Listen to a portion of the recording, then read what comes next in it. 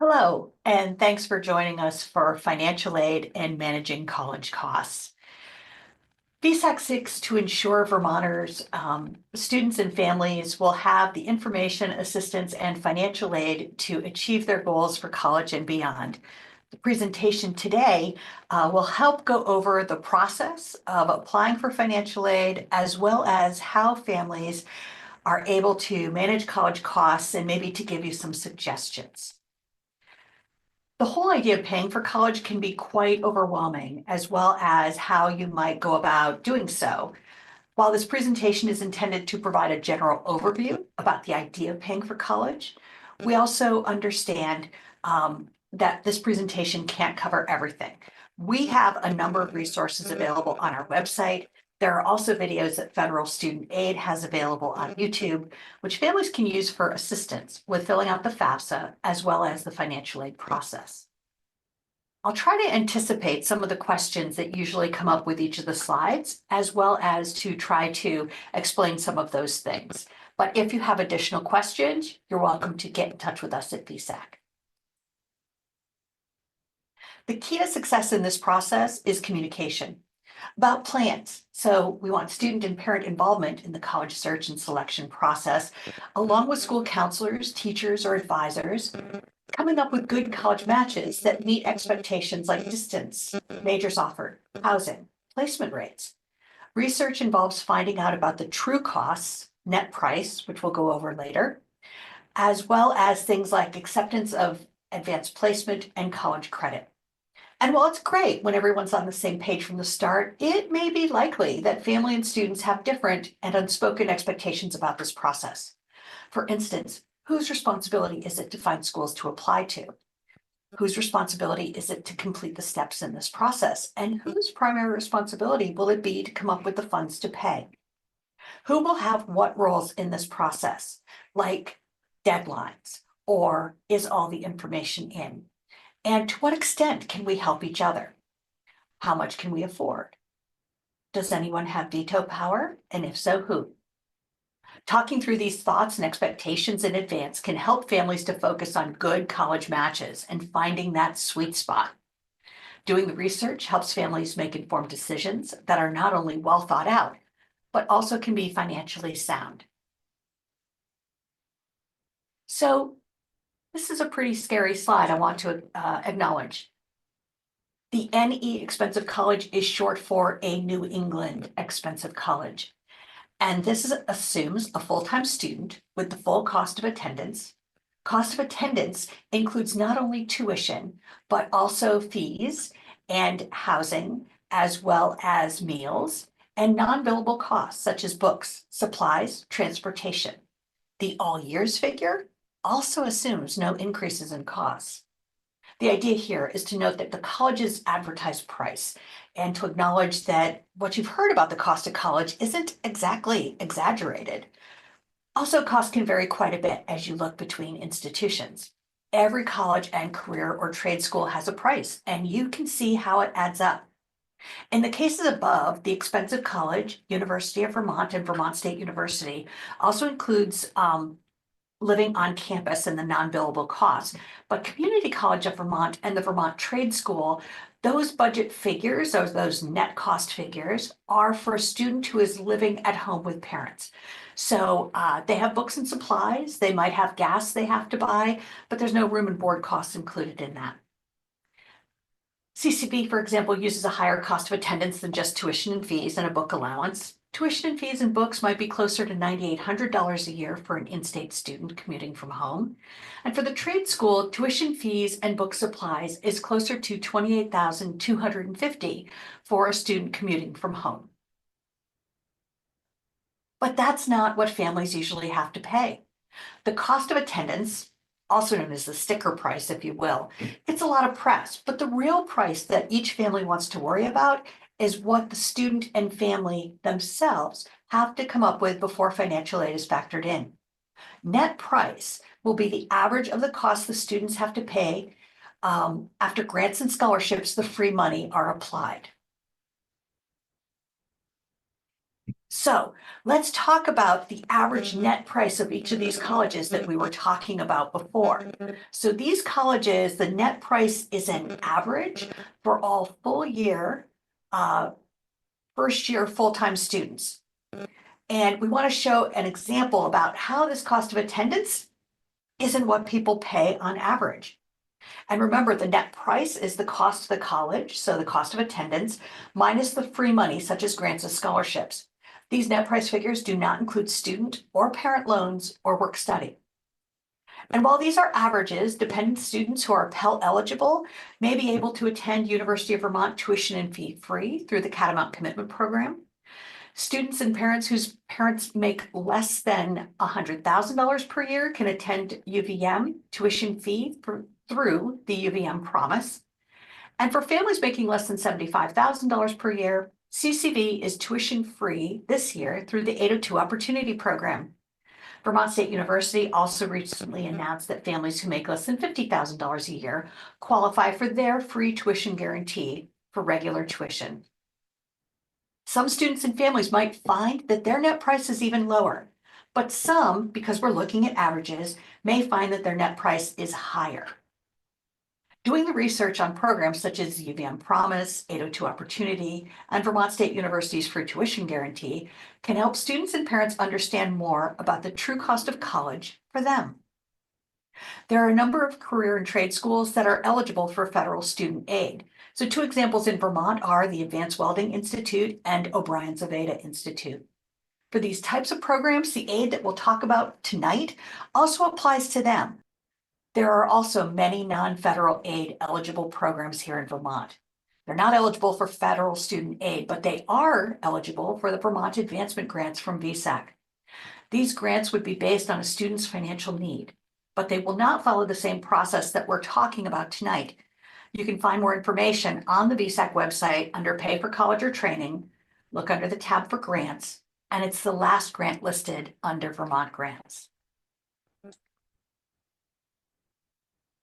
The College Scorecard is a website managed by the U.S. Department of Education. It's a place to find colleges, either by searching by a specific name, or you can use a search, distance, location, degree offered, or majors. The link to this webpage is one that you can find on the VSAC website under Paying for College Resources. In-depth information about admissions, graduation rates, placement, and median salaries of recent graduates, as well as net costs, can be found using this website. The net costs listed on this site can also be broken down into family income bands. There are links to college-specific net price calculators from this site, where a student and family can input more specific personal information, such as grades, standardized test scores, family financial information, and they can see averages of what students like their student had for their net price in a previous year. It's important to remember that for state-supported institutions, state colleges and universities, the net price listed on the scorecard is the net price for in-state students only. So works great if you're looking at UVM or Vermont State University, but if you're looking at Georgia Tech or you're looking at SUNY Plattsburgh, you want to remember those net prices are for in-state students. Another thing you're going to be able to find on the college scorecard is median salary information by major after graduation, as well as median federal debt per major. This is helpful, as one guideline recommended is that students not borrow cumulatively more than they can reasonably expect to make their first year out of college. In addition to the College Scorecard, another site you may have heard about, called the College Navigator, has similar information with tabs to also find information about campus safety, student demographics, and accreditation. So the facts are that when we're talking about need-based financial aid, responsibility for paying for college does fall to the family. Parents and students should work together to develop a plan for paying and financing, both short-term, the first year, and long-term, whether it's a 2 or 4 year program. We want to recognize some common thoughts when families hear this. It doesn't mean that a family has to take out a check and pay for the cost of attendance.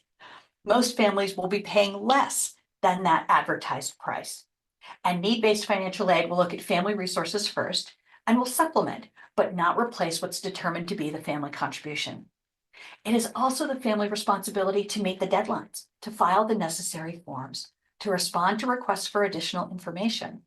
While school counselors, VSAC, and college financial aid staff can help, ultimately the family is responsible for getting this completed. Another communication topic for the student and family is who has responsibility for this.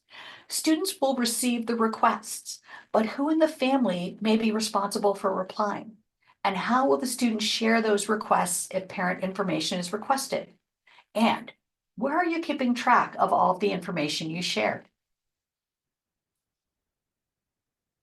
Let's take a step back for a minute and let's talk about different types of financial aid. Grants are free money, and they're usually based on a student's financial need. Scholarships are also free money. Everyone likes grants and scholarships, but scholarships might be based on something in addition to a student's financial need. It could be based on grades or a student talent or ability that requires a portfolio or an audition, community service, athletics. Scholarships might be awarded by a college as part of the admissions process, but there are actually additional applications needed, and that's going to be something for you to research. There are other scholarships that students can apply to through VSAC, as well as from their local community. Work-study jobs, those are for students who are deemed to be eligible to work and earn money toward personal expenses at school.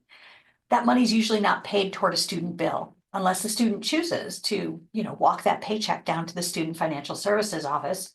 It doesn't guarantee a job or earnings.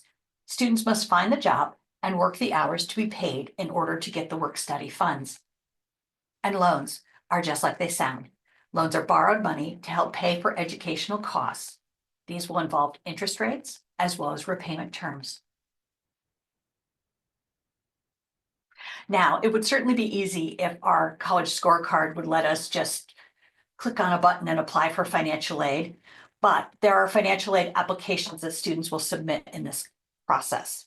Students will submit a financial aid application for each year that they want to be considered for financial aid, and it can involve some or all of these applications.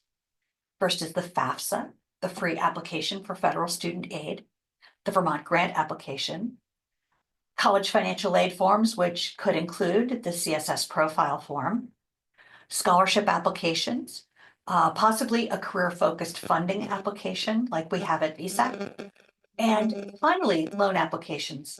I should mention that loan applications are one of the last applications you'll fill out in this process because students really need to know how much they need to come up with before they're filling out a loan application.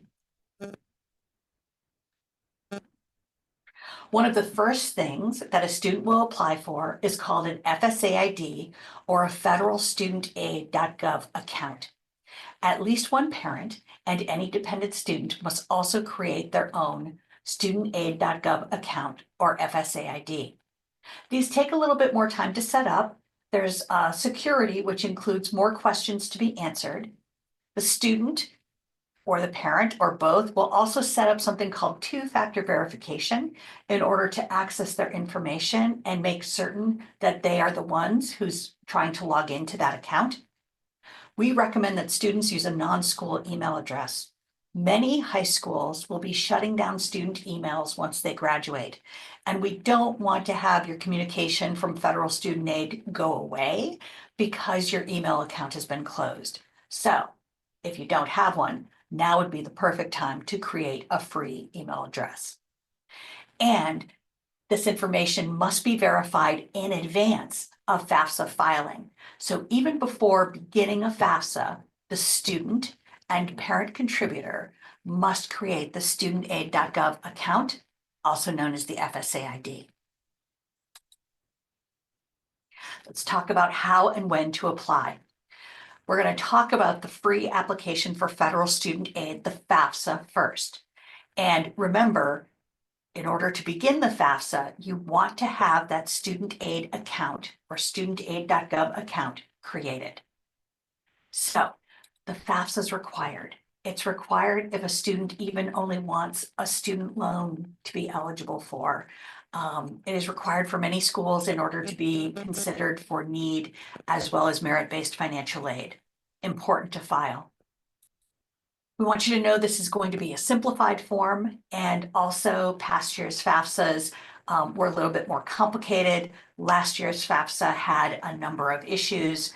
This is going to be much better this year, which is why the first day to file is December 1st of 2024 for current seniors in high school. Students who are seniors want to use the 2025, 2026 version. That is the year the student will attend college. We want you to check those college deadlines. Many colleges will say you need to apply by our deadline in order to be considered or to have priority consideration for our financial aid. And so it's important to meet the deadlines. If you have multiple deadlines to meet, pick the earliest one and meet that one. And up to 20 colleges can be listed to receive FAFSA information. So very important to make certain to get those schools on there. But if you file early and you forget, or you need to add a school later, you don't need to file a new FAFSA. You will need to add a school that you want to add to receive the FAFSA information. Next would be the Vermont grant application. And the Vermont grant application opened on October 1st of 2024 for the class of 25 and beyond. It is open to all Vermont residents, and we want students to make sure to use the right version. They need to use the 2025, 2026 version, and that's the year the student will attend college. That's when they want financial aid form. What we want you to know is that for the FAFSA as well as the Vermont grant application, there will be 2 years up to apply once the 2025, 2026 applications come on board, because there are still some students applying for the 2024, 2025 school year. A good thing to remember is you will use the version for financial aid for when you'll start college, and that will be for seniors, the 2025, 2026 school year. The Vermont State grant application is required for Vermont grant aid, even if a college has an estimate of the Vermont grant on their financial aid notification. Students have to apply for the Vermont grant, and they also have to complete it. So we encourage students to apply early, check their status online, and complete their to-do list. We have the ability at VSAC for students and parents to fill out forms online and to be able to upload documents such as tax returns. Students will have to create a MyVSAC account and set up multi-factor authentication before they apply. The student is the only one who will need to set up a MyVSAC account at this time. And we want to remind you that you can take the Vermont grant with you. You can use the Vermont grant at both in-state and out-of-state colleges. Now let's talk about that CSS profile. It is not required for all colleges. It is only required for some. So it will be important, again, this is that research that you're going to be doing, to find out which colleges require this form. And again, students want to use the 2025, 2026 version, and it is required for those colleges' institutional need-based financial aid.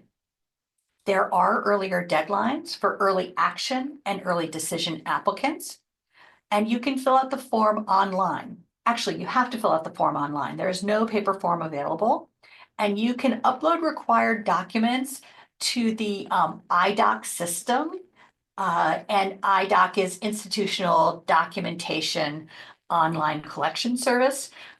Those schools that use IDOC, you can upload required financial information there, and that information will be shared with all of the institutions using that service. There may be questions that you have, and for help, we want to refer you to the CSS Profile FAQ page. They have a lot of questions that are answered on there, or you can call the CSS customer service line. Let's talk a little bit about determining financial need for need-based financial aid. There's this thing called the Student Aid Index, and we want to talk about how that's determined. So the SAI, or Student Aid Index from the FAFSA, or Free Application for Federal Student Aid, will be the starting point from which college financial aid will be determined.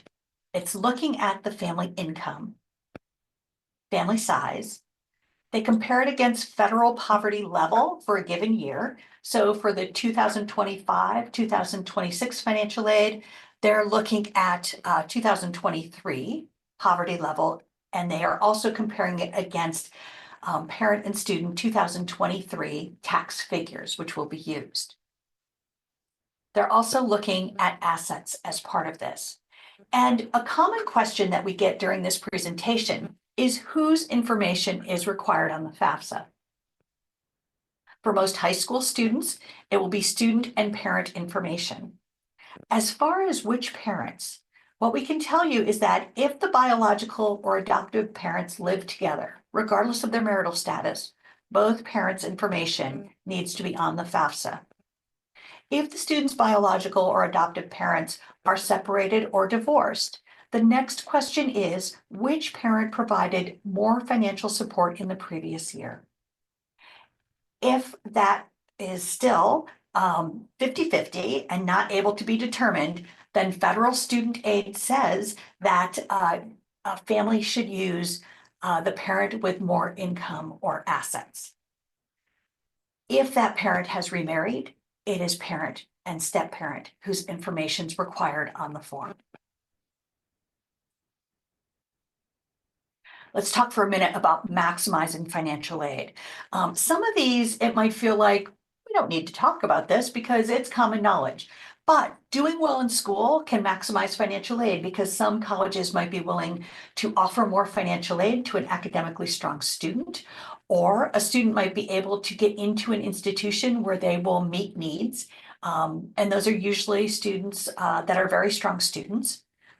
We want students to challenge themselves, maybe take dual enrollment classes or AP. Increase your school or community involvement because we see that there are a number of scholarships available that talk about being involved in your community. You can communicate special circumstances to the college financial aid offices as well as to VSAC for the Vermont State Grant Program. The FAFSA is really a just the facts document. There's no place to talk about extenuating circumstances. And of course, we are talking about 2023 income. And if you're filling out the FAFSA in 2024 or 2025, things could be very different. We recommend that students not only research scholarship, but also apply for those scholarships. Application fatigue is a very real thing. And some scholarships that are offered through high schools end up having their applications come out in the spring of the senior year. We want students to be able to be mindful and be able to make that last push for funds. Let's talk about ways to reduce costs. Sometimes by looking further, students can find institutions where they are wanting more Vermonters to apply and enroll. So look at maybe some other states, or when the exchange rate is great, we can look at Canadian schools. Dual enrollment is when a student can take college classes in high school, and dual enrollment is a great thing to gain some college credits before entering college. Early college is a program here in Vermont where a high school senior can be full-time in college and get a full year's worth of college under their belt at free tuition. Advanced placement courses, again, advanced placement credit could be awarded based on scores on the AP exams.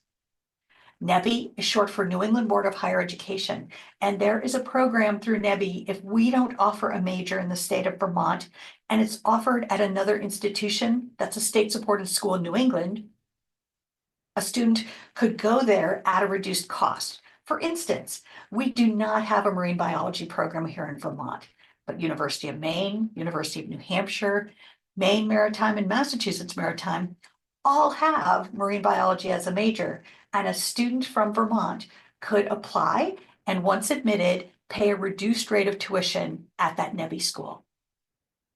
Some students will think about starting at a school that costs less and then transfer. Some students will consider attending local and commuting. And we want to mention that because not everybody has that opportunity here in Vermont, but sometimes if you're living in the Burlington area, it might be possible to attend local and commute from home. Housing costs, housing as well as meals together could be as much as $16,000 per year. So living at home could be a way to save some significant money. Students might also want to consider service. Service programs such as AmeriCorps, which is sponsored by the Corporation for National and Community Service. It's like a post-high school gap year that a student could also do if after they graduate from college. But in addition to a living stipend, students who serve also receive a post-service education benefit that they can use like a scholarship or to repay student loan debt. Additionally, there's the Vermont National Guard Tuition Benefit Program, and that is available through VSAC.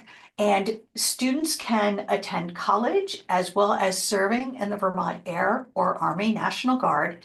And as part of that service, for every 2 years of service, students can get a free year of college tuition at Vermont State University or University of Vermont or CCV. Also, check out workforce development or career-focused funding. We have some career-focused funding here at VSAC in the Vermont Nursing Forgivable Loan, the Vermont Trades Forgivable Loan. There's also some medical forgivable loans. Really important to check those out in the VSAC scholarships booklet. When we talk about paying for college, really we can think of this as a three-legged stool, right? Past income, present income, and future income. Past income would be things like savings or a college savings plan. Present income would be things like a payment plan that a student or parent could set up with a college and they pay off the remainder of their college bill in the 10 months of that school year.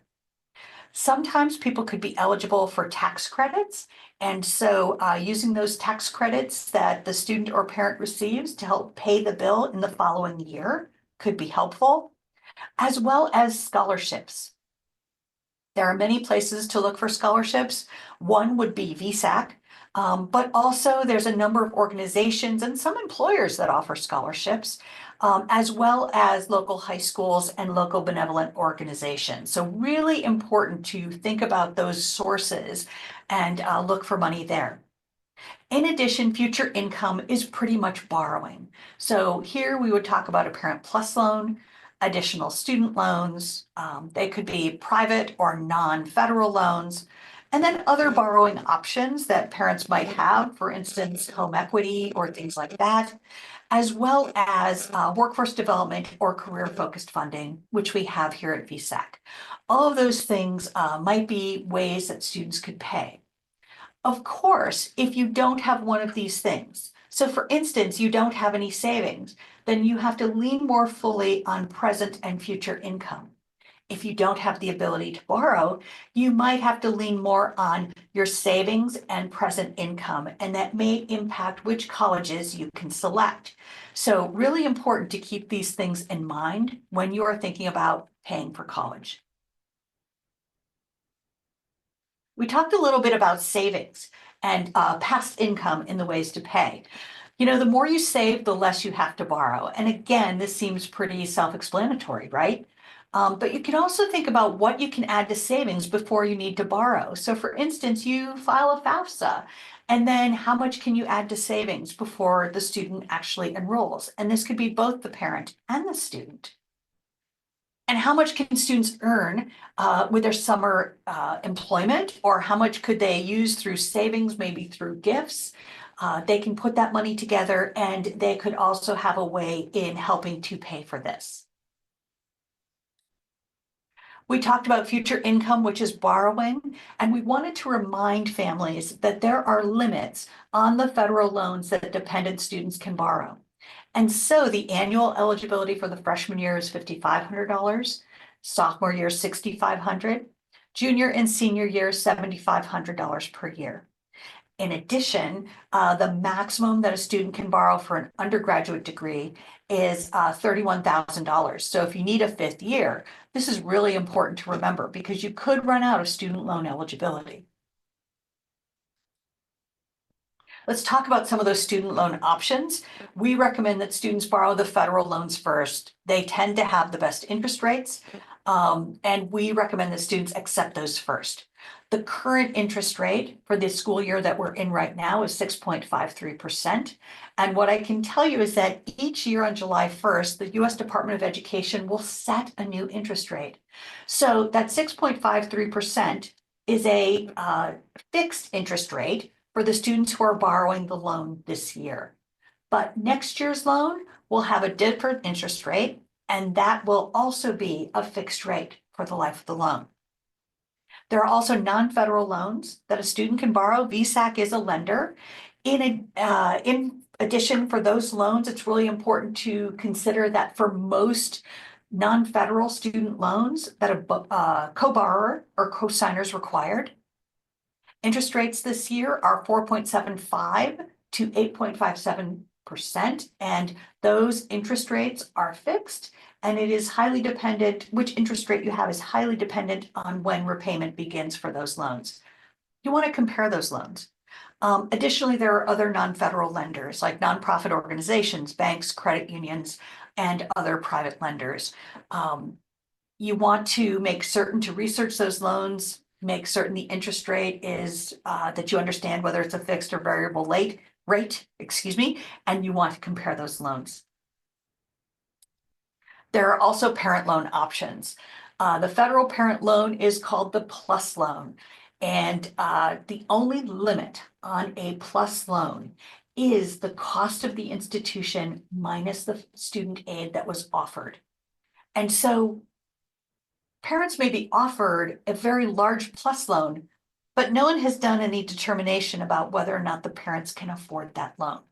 So it's very important to remember when you're thinking about a Parent PLUS loan is what those payments will be.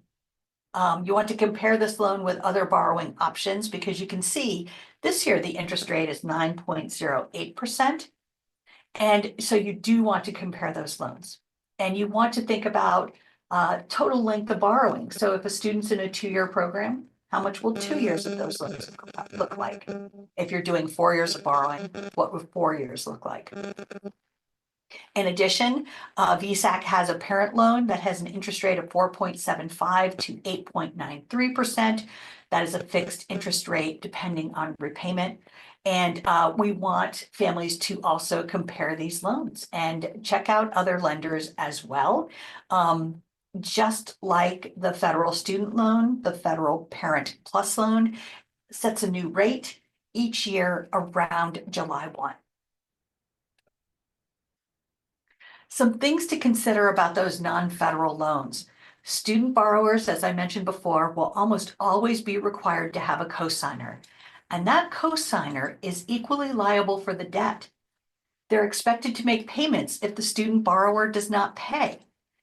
It's billed monthly to the cosigner as well as to the borrower, and it's reported to national credit bureaus monthly along with the borrower's information. And the cosigner must sign all the paperwork along with the borrower. Before you borrow, there are things to research.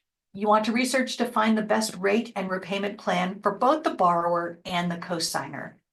And you want to think about things not only like interest rates, but think about what the borrower benefits are offered, such as an interest rate reduction for auto pay.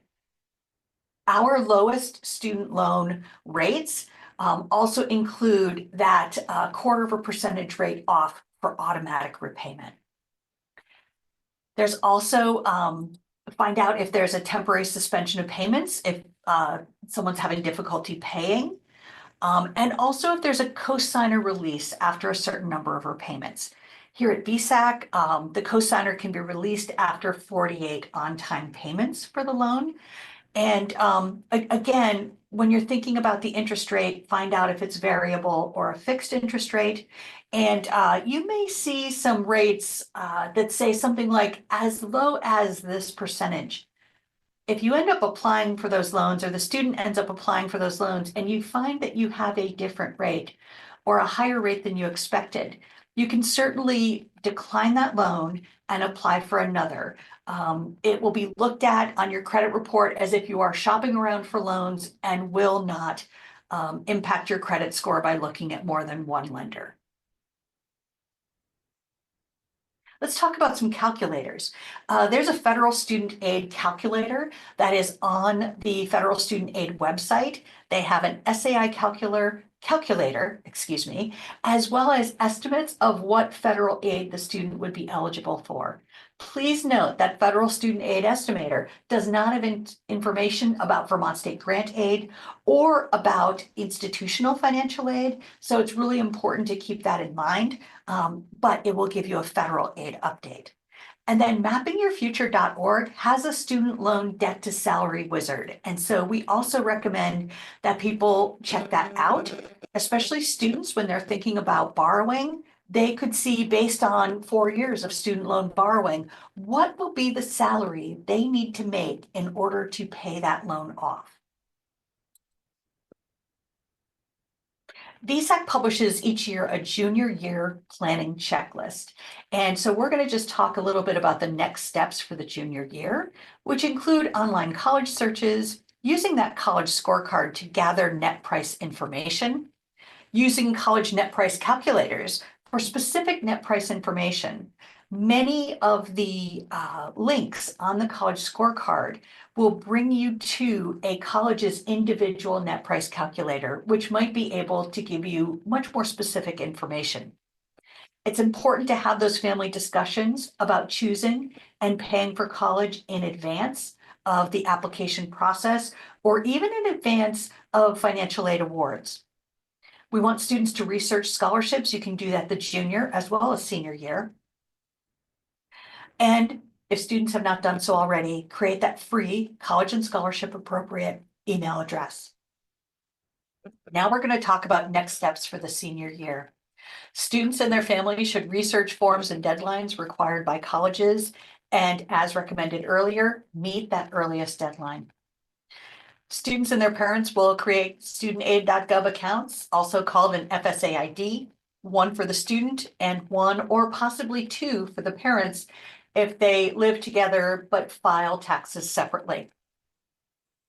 A student will need to create a MyVSAC account for themselves, and you want to gather family information, the financial information, in order to file those financial aid applications. Keep them handy because it'll be used for multiple applications. File the Vermont grant application in the FAFSA, filing the VSAC's Unified Scholarship application for the 2025-2026 school year. Our application and all documentation deadline is February 12th, 2025. And also apply for other scholarships. Check out what's available through your high school, through your technical center, even through organizations that your family might belong to. And also consider free college options. We have a lot of this information on our VSAC website, that paying for college and financial aid and college costs resource page. There's a lot of information on there. Another resource that we recommend is our Paying for College guide, which is available online. Again, there's a link to that on the Paying for College page at vsac.org. And when you're ready, there's financial aid forms help. You can reach the Federal Student Aid Program for help with your FAFSA by telephone. We have the hours listed there. In addition, the FAFSA and Vermont Grant, we are answering questions at VSAC from 8 a.m. to 4:30 p.m. weekdays. Online, FAFSA has a chatbot, and they also have a chat assistance for filling out the application. And our VSAC Resource Center is offering virtual and in-person FAFSA help. That will be open in December, and we will have appointments available to schedule beginning right before Thanksgiving.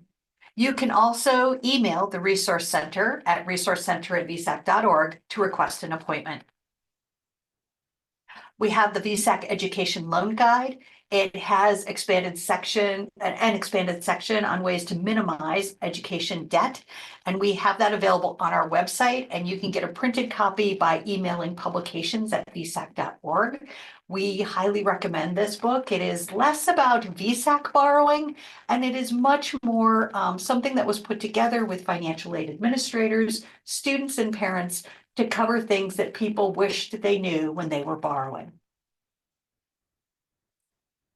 And finally, you can follow VSAC for more information, including events, resources, and things that we have available for families by following us on social media. We thank you for your attention to this presentation, and we hope to hear from you at VSAC. Thank you.